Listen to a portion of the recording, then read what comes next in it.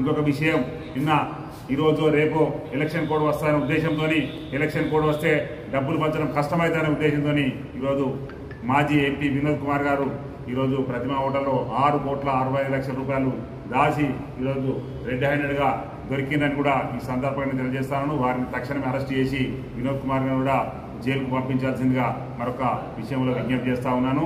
రేపు భవిష్యత్తులో కేసీఆర్ కావచ్చు, కేటీఆర్ కావచ్చు, హరీష్ రావు గారు కావచ్చు, తప్పకుండా వారు కూడా జైలుకు తినాల్సిందే, జైలుకు పోవాల్సిందని కూడా ఈ సందర్భంగా నేను విజ్ఞప్తి చేస్తా ఉన్నా.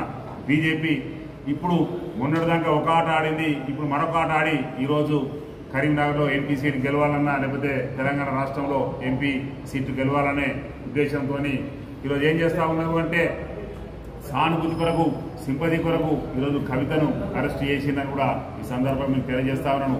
ఈమెను గతంలోనే అరెస్ట్ చేసేది ఉండే, కానీ ఇంతవరకు ఎందుకు ఆగిందని కూడా నేను ఇప్పుడు చెప్పడం జరిగింది. తప్పకుండా రేపు పొద్దున హరీష్ రావు కావచ్చు, కేటీఆర్ కావచ్చు, వారిని కూడా అరెస్ట్ చేసి, ఎందుకంటే ఇప్పుడు జీవో నంబర్ 111 జీవోను ఉల్లంఘించి మన కేటీఆర్ గారు పెద్ద ఫామ్ హౌస్ కట్టుకున్నాడు తన్వాడలో.